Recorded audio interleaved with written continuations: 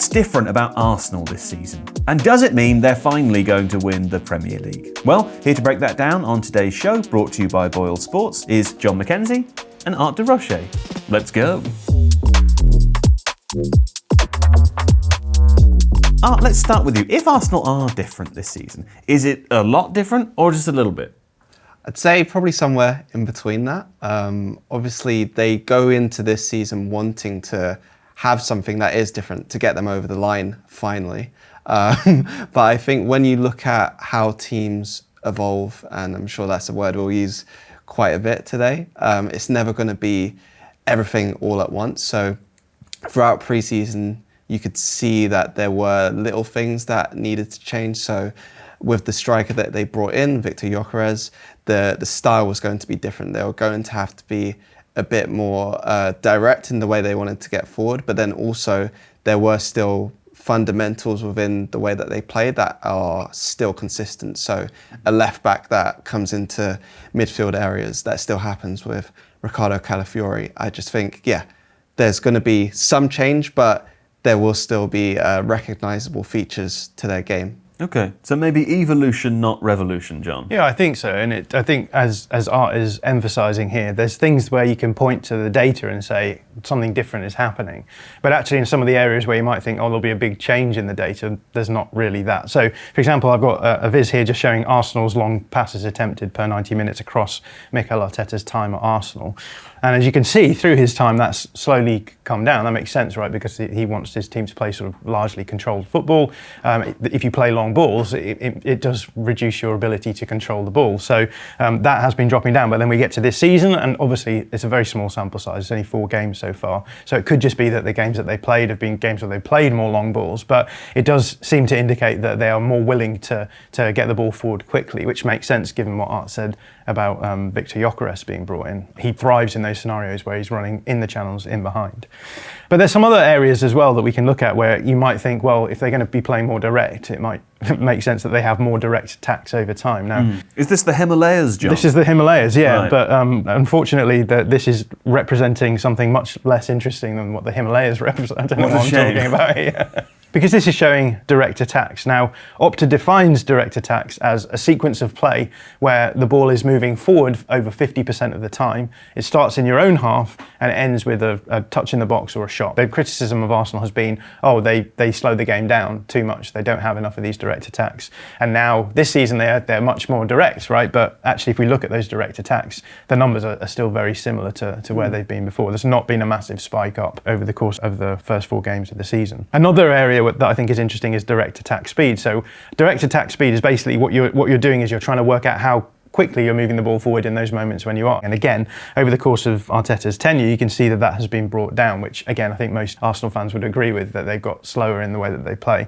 And this season, that trend has continued, which might not make a huge amount of sense because they have been more direct. So what I did is I actually just broke down the numbers more specifically by game. And I think what emerges is quite interesting because we have some games where they're playing very quickly, right? So the Man United game is comfortably the fastest that they've been for a while in ball progression. But then you have a game against Leeds United where they're back to what you might expect from Arsenal, which is, territorial dominance, squeezing their opponents deep into the box and retaining a lot of possession. So you don't need to move the ball forward quickly. And I think that's what's so interesting about this is that it's saying in some games it will be better for us to play quicker. In other games it might be better for us to do what we've been doing in previous seasons as well. So I think what we're going to talk about today is the evolution it's about adding more strings to Arsenal's bow rather than just saying, well, the way we were playing before wasn't good enough.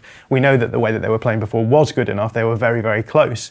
But there's some areas where they have dropped points where if you can actually give yourself a bit more tactical diversity, then you raise the chances of winning those games and therefore winning the league. Just on that, I did actually ask Mikel Arteta about it in pre-season because there was a game against Athletic Club, so it was a lot more Arsenal dominant than the Champions League game.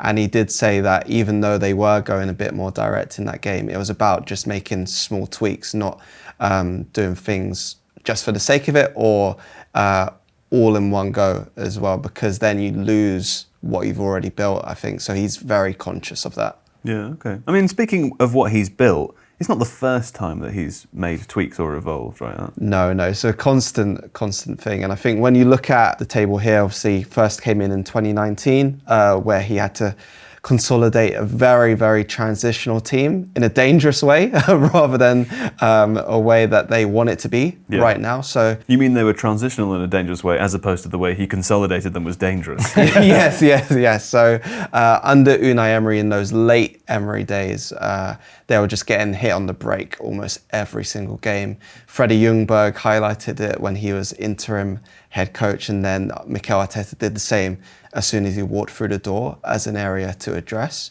And they did that with, after lockdown, moving to 3 at the back, which got them the FA Cup final win against Chelsea. And then from there, there was a very sticky spell before we get to Project Youth in, I'd say, Boxing Day 2020, when Emile Smith-Rowe was given his first Premier League start under Mikel Arteta. And I have to mention him and Bukayo Saka, because not doing so would be a disservice to both of them in the role that they played for the Arsenal that we're seeing today, I feel. Absolutely. At that moment, they just gave an injection of creativity that was lacking. So a number 10 and a winger who were able to knit things together. Yeah. They were the first real sign of a new beginning, weren't they? 100%. And I think a lot of Arsenal fans still hold a special place in their heart for Smith-Rowe, even though he's at Fulham. And then in the summer of 2021, all of those signings were under the age of 23. So Martin Ødegaard, Ben White, Takehiro Tomiyasu, and Aaron Ramsdale, who all, again, gave another push to help Arsenal get back into Europe in that season. And I just wanted to include that Granit Xhaka left 8 arc as well in the spring, because I think it's a really important prelude to what happened in the summer of 2022. But with Xhaka, I just thought it's really important to express the freedom he got in that role and what it was able to provide Arsenal, because they were able to string a lot more comprehensive attacks together with him there. Yeah. Okay, City evolution, John? Yeah, I think what we see from the beginning parts of Arteta's time is consolidation. That's why we've called it consolidation. And then when he gets the team to a level where he's happy with, he starts trying to find ways of injecting, maybe improving the in-possession side in particular, which culminates in the summer of 2022, where they sign Alex Zinchenko, they signed Gabriel Jesus. Which is 3 years in, we should say, as well, right? Yeah. It's not like it didn't start, it wasn't right at the beginning of his tenure. Yeah, of course. And I think by this point, they are much better at controlling games without the ball. Now they want to start controlling games with the ball. So we start seeing inverting fullbacks at that point. We see Gabriel Jesus being used as a false 9. So what we see then, I guess, is just a lot more modern version of football at Arsenal in that period. And, you know, it's incredibly successful in that 22-23 season. Arsenal top of the league for like, I'm sorry if this is traumatic, but they were top of the league for a very long time until the end, when City actually came back to beat them. And that culminates in this City loss on 26th of April 2023 at the end of that season, which I think becomes a bit of a sort of watershed moment for Mikel Arteta in terms of the next evolution of Arsenal. It's interesting because we see these kind of events happening, I think, for Arteta, where something happens in a game and he realises that the team needs to evolve. But in this one, it was the fact that we could see Rob Holding on the image here. William Saliba is injured, and what Arteta does is basically bring in Holding, and they play the same way, right? They play the same aggressive way, and they the first goal in that game always stands out in my mind, because essentially what happens is that Ederson plays a really poor pass to John Stones, and Arsenal are pressing incredibly high up into the corner. John Stones just has to turn and go long, goes to Erling Haaland, who plays a pass to Kevin De Bruyne, who runs into space, and they score. And it's like Arsenal were playing really aggressively, but they didn't have the ability to back up the aggression of the press with the quality of players in the back line. So I think that was a really important moment for Arteta. That whole month, really, because I think Arsenal drew 3 games before they got to the Etihad that day. So they were kind of sleepwalking into it anyway. And I think when we talk about evolution, we're talking about the evolution of Arsenal as a team, but also Mikel Arteta as a manager. And I think in that moment, he didn't really have the trust in the players like, say, Jakub Kiwior, who'd just signed in the January. He ended the season playing Jakub Kiwior instead of Rob Holding, because he did have that recovery pace, also really good on the ball. But at that point, he hadn't, I guess, taken the leap to do so, and I think that really cost him as well. And we've seen in the years since that he's addressed those issues as well as the more physical ones that John will touch on. Yeah, so that brings us to the next stage in the evolution, which is the summer 2023, where we see him signing players like Declan Rice, Kai Havertz. The physical evolution. The physical evolution. Mine's next year, I think. You got to lock in, actually. There's a great lock in, September to December this year.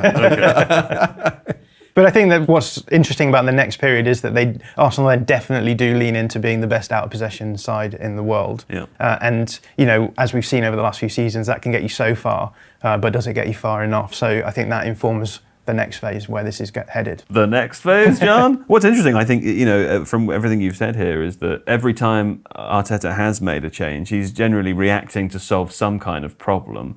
So if he's evolving now, what do you think the problems are now? Well, I think there are three main problems that I think all Arsenal fans would say have been an issue over the last few seasons. The first of those I think we should talk about is a lack of depth, which we've already talked about as being sort of a catalyst for the last evolution. But if you look at the teams that Arteta has generally put out, he's probably over-relied on starting 11s because he hasn't had the ability to bring players off the bench at the same sort of quality level that he would want to maintain the level he wants to hit. And therefore key injuries. Yeah, exactly. So last season injuries were a really big issue. So Martin Odegaard was injured for a lot of last season. So was Kai Havertz. So was Bukayo Saka. And when they lose those players, the players who are coming in just aren't at the same level. And so you get two very different Arsenals. So clearly lack of depth has been a problem that needs to be fixed. And I think a big part of this window was about fixing that problem. Yeah. The other thing I think is an over-reliance on the right-hand side because all of the best players are on that side, right? So you would have Saka and Odegaard on that side, and then most of the fullbacks, the more progressive fullbacks, are on the right-hand side for Arsenal there. So problem two is a lack of threat on the left-hand side. That's right. So that raises a question. Well, if a team knows that you're only dangerous really coming down one side, then you can overload on that side and know that you're not going to suddenly have a switch of play and have problems caused elsewhere. And problem three? Problem three is, I think, dropping points against teams that they really shouldn't. So this is from last season, this is on the board right now, where I've just highlighted everyone who isn't in the big eight, if that exists as a denominator. But these are teams that you would think that Arsenal would largely have to be beating. Now, there's a few outliers here. I mean, this Brighton game is the Brighton infamous red card game, so you can see possession down at 36. And then I think with Bournemouth, a bit of an outlier because Arsenal possession is around 50-50 with Bournemouth in both of those games. But that's another red card game as well. John, don't forget about the red card game. It's true. Come on. Sorry. It's outrageous. We must mention red cards. But not both Bournemouth games are red cards games, and we can see 51 possession. Yeah, that's true. That's true. It's true. But for most of the other games here, we can see that these are games where Arsenal have a lot of possession of the ball, and they aren't able to end up taking all 3 points. You know, that becomes a bit of an ongoing problem where, because Arsenal want to play in this controlled way, they end up sort of territorially dominating opponents, so squeezing them deep into their own half, creating a low block that they then have to break down. And then because they've lent into the physicality side of things, they end up sort of falling back into their set piece dominance, right? So you have a lot of sort of open play set pieces almost, with crosses being swung in and trying to generate upside in that way. So I think the third issue here then is, how do we start being more dangerous against these teams? How do we generate chances against teams that, if you give them the opportunity, will sink into a low block and make it hard for you? With this, just looking at the Fulham game as well, I think it's a really good example of, in these games last season, Arsenal then became very reliant on the margins, and the margins were so small. And in that Fulham game, I think there was a very late cross, Martinelli to Saka, that Saka finished and scored. But Martinelli was offside in the build-up by maybe like half a metre.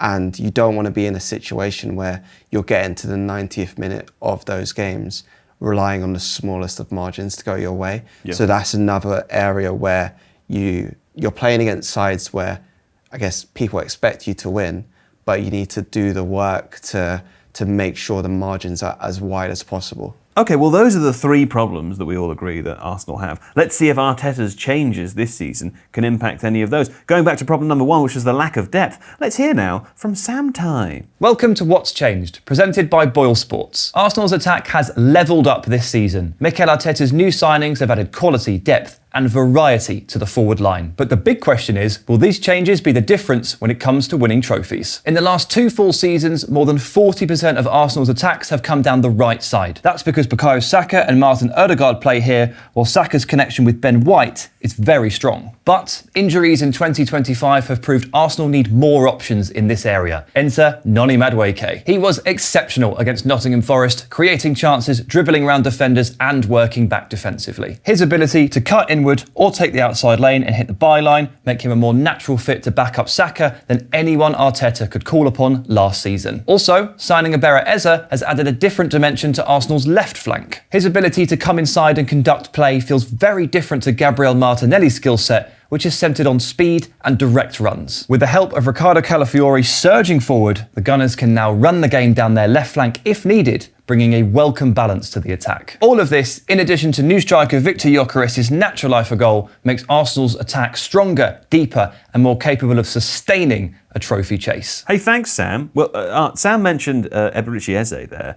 who's a player that I know that you're particularly fond of. Yeah, I mean, it's been life-changing. I mean, last time we were on in the summer, obviously, the links had just kind of started bubbling. Yeah. And thankfully, they were able to get it over the line. I think being at the Nottingham Forest game, I know this is a very tactics-heavy show, but just the vibe, I think it was transformational.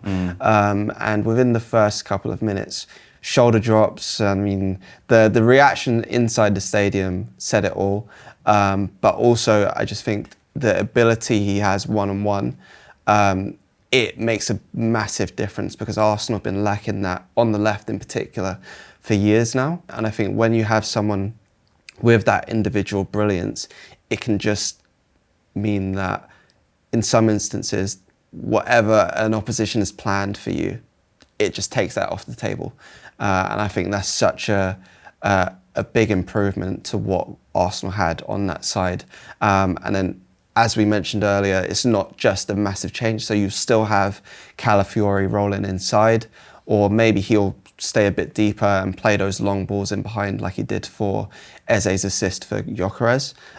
So I think it just, gives Arsenal a lot of different dimensions while also making them a lot more exciting to watch.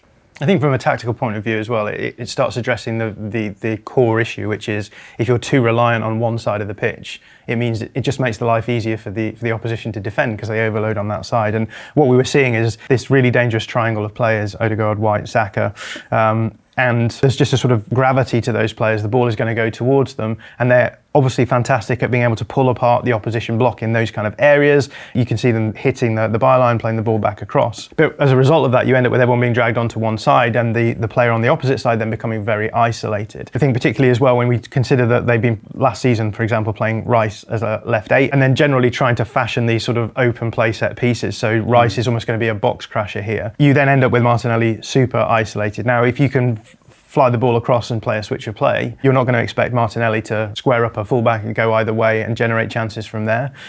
So when you bring someone in like Eze, we've also got Madueke as well as a backup option there too. Suddenly you start having threat just from that simple cross-field pass. Eze can go both ways. He can hit the byline, play the ball back across. He can cut inside and be dangerous from a shooting angle there as well. And I think again you mentioned Calafiori. With Calafiori, what we've seen a bit more this season is using Rice as almost a reactive player to Calafiori, and Calafiori operating in the pockets. And again, I think Calafiori's maybe just a bit more associative as a player, so he can interact with the teammates around him in those more advanced areas rather than just operating often as a box crasher. So I think these changes have meant that now Arsenal go from having a very dangerous right-hand side and teams being like, okay, we'll make sure we overcompensate on that side, to now being very dangerous on the other side too, which means that opponents will be like, well, we can't overcommit on the Arsenal right-hand side because if they play the switch of play and we've got an isolated fullback, we're going to get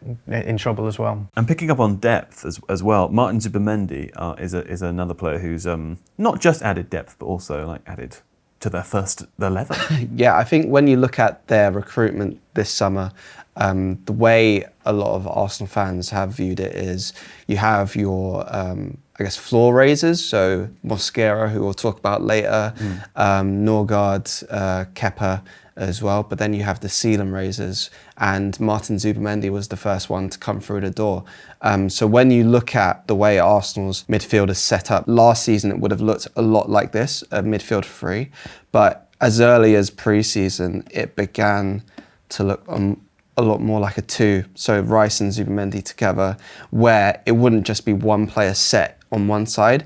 Zubimendi could roam, Rice could roam, and within that you'd see sometimes Zubimendi would peel out here, Rice would sit a bit deeper, and then with Saka, you had Rice playing those balls in behind for Saka to chase, and that was a really early indicator of Arsenal wanting to be more direct, like we spoke about before. But with Zubimendi, I've also been really impressed by his defensive work. I think obviously he's not the most athletic player, so there will be times where he can get caught in big spaces, but he's been really sharp in his defensive actions, quite close, in close quarters. So a lot of interceptions, a lot of tackles, and one of those interceptions led to, I think it was the second goal against Leeds for Bukayo Saka, where he steps in, it's a simple ball to Timber, but it leads to the goal. So I think with him, you're seeing someone who's really helping to raise the ceiling of Arsenal's play in midfield, not just because of what he does, but because of what he allows others to do. I think they've also had a huge impact on the build-up at Arsenal as well. I think Zubimendi and Calafiori have now become the focal points of the build-up. They're both the sort of catalyst players who are determining what happens in the build-up. With Calafiori, he's basically given the freedom to drift everywhere. He can come inside and play almost as a pivot, but he can also play in the way that you expect Chelsea fullbacks to play, in the pockets too. And there's times where you he goes everywhere. And I think what's really nice about this is that Declan Rice, ever since he arrived, Arsenal have never quite known how to best use him in build-up. And I think what they've done this season is they've almost deprioritised him as a build-up individual, and he's almost operating as like I heard someone talk about it the other day as those leads you have children on. Is that a weird thing to mention? I know what you're talking about. You have these like things where you put around a kid's arm and you put it around your arm, so you don't lose your child. But that's how it feels to me like they're being used, is that when Calafiori drifts off into one area, then Rice's responsibility is more from an out of possession point of view now to think, well, if we lose the ball here, where's the danger going to come? And he will fill in the space that Calafiori is leaving open as well. So, and I think, with Zubimendi and Calafiori now in build-up, they're just so much more fluid, which is really important because teams are trying to go man-to-man. And when teams try and go man-to-man, the way that you generate space is by generating separation. So if you can be fluid, if you can be flexible, it's a much easier way of being able to generate space in your build-up to then get the ball forward. Okay, well that's problems 1 and 2 pretty much solved. Worth saying, problem 1, which was lack of depth, wasn't just about depth either, was it? It was about like a diversity of play. Yeah, 100%. I wrote a piece that went out recently which looked at Arsenal's ability to now basically field 2 really quality 11s, and within that, what's really come across in the last 2 weeks when going to these press conferences and asking Mikel Arteta questions is a real want to have different profiles for the same position. So in these couple of weeks, it's been about Wanyeri, who's replaced Martin Ødegaard through injury, but still come on and done a slightly different job. So he's been a lot more direct in the way that he carries the ball than Ødegaard. So obviously, John spoke earlier about the kind of more combination play between Ødegaard and Saka. He doesn't really tend to do that. It's more about what he can bring to the attack. But then also, you've seen Mikel Merino used in midfield as well. And I think he's been used in a different way to Declan Rice, where it's been more about, quick short passes and trying to replicate what he did for Spain, not just scoring the goals, but how he actually links play in there. And then of course the big example is Martinelli and Trossard coming on to replace Gyökeres. It's about having those different options who can give you different solutions at any point in a game. I think the 2 big ones for me are Mosquera and Gyökeres, who we've not even talked about, right? As we headed the show by saying he's the sort of tactical shift player. But Mosquera, I think, he hasn't gone under the radar at all, but he's a great example for me of how they fixed that depth, because we talked about the impactful game against Manchester City back in 2023. He's not Rob Holding, that's what he's you're not saying. Rob Holding, no. Right. And we saw the same thing happen, right? William Saliba gets injured very early on in Mosquera's Arsenal career. he's brought on, and he looks like he's been playing at that level his whole life. And so that's the sort of depth solutions we're talking about here. With Mosquera as well, I think what's really important to note is he's only turned 21 in June, but he'd already played 90 plus senior games for Valencia, so it wasn't like Arsenal just bringing in some random. He's established. He's established for Valencia, and he's played on both sides of the defence as well, and right back. So it was a player that, even though I hadn't heard of him before, maybe not a lot of people had, they'd obviously done their homework really well. Well, I think the thing with Gyökeres is that he's not being brought in as just depth, as an option to be behind Havertz or start ahead of Havertz, however you want to put it. He offers a very different kind of profile to Havertz from a tactical point of view. And that's been we've talked about Arsenal having the ability to change tempo all the way through this show. And I think Gyökeres is the guy to do that, right? He's the guy who likes running in behind, where Havertz likes to hold up play and link play. And he's great in those games where you're playing against low blocks and you want to have him as a sort of more classic number 9 and having a box presence.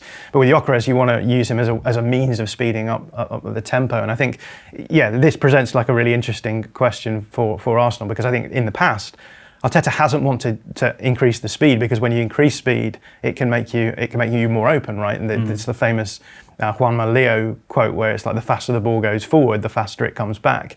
I think that Arsenal have reached a point where... He was talking about table tennis, of course. That's right. But I think that with Arsenal, what they're trying to do now is accept that in some games it might be better for them to be a bit more risky. The examples that we've seen so far have been quite interesting, because in certain games, if you've got space to attack into, Arsenal have actually been quite transitional. So the Man United game is a good example of that. But there's other games as well where I think they're going to try and create those kind of situations against teams who are maybe trying to sit in a little bit deeper or sit in a mid-block and not allow them the space to attack. I thought the Nottingham Forest game was really interesting from that point of view, because there's just a few good examples in that game of Arsenal being able to create a space between the defence and the midfield, and then find the ball into that space and then generate what we call artificial transitions, because they've generated the same conditions they had in the Man United game, but doing it with the ball rather than having to rely on the opponent losing the ball. So I think what we see from that is that Arsenal are just a way more tactically diverse team now. They're able to play in different ways against different teams as the tactical reality requires it, and it's just going to make them so much harder for these smaller teams, I think in particular, to take points off. So I think this is a real improvement from Arsenal. I think it depends on the moment as well, because even though when we looked at it earlier, it seemed like the game against Leeds, they were playing a bit slower than the Manchester United game. Gyökeres' goal actually comes from a moment where they just play in behind straight away. So the ball's set back to Ricardo Calafiore, and first time, without even looking, he just hits the ball into the space. So I think sometimes it might not look like the whole game has gone a certain way, but also just taking advantage of maybe 5-second moment within a game can really make a difference as well. So after 3 seasons of finishing in second place, what do we think? Is this the one where they finally clinch it? John? I think I had Arsenal to win the league this season. Me too, I'm going to say yes. And I feel more confident with every passing game that they're going to be up there by the end of the season. Yeah. We both think they're going to win, Art. What about you? Oh. It's not that I'm not confident, I just don't want to be a jinx. To be fair, I think the main factor that's made me more confident is Eze. And that's not just to speak about the signing, but I think when you look at Arsenal and the way they've progressed in recent seasons, there's always been almost a player or a couple of players who help increase the vibes of what's going on. And I think for all these tactical solutions, that's just as important. And being in the stadium for both the Leeds and the Forest games, I think that factor where it doesn't make the season feel like a slog, I think that could be really helpful. So I'll say yes. We got him to say yes. But it's a reluctant yes. I can't believe he said yes. If you like this video, please consider subscribing to the channel. The Athletic is home to some of the world's best sports journalists, including David Ornstein, Amy Lawrence and James Horncastle. With the latest transfer news and insights on every Premier League story that matters, theathletic.com puts you inside football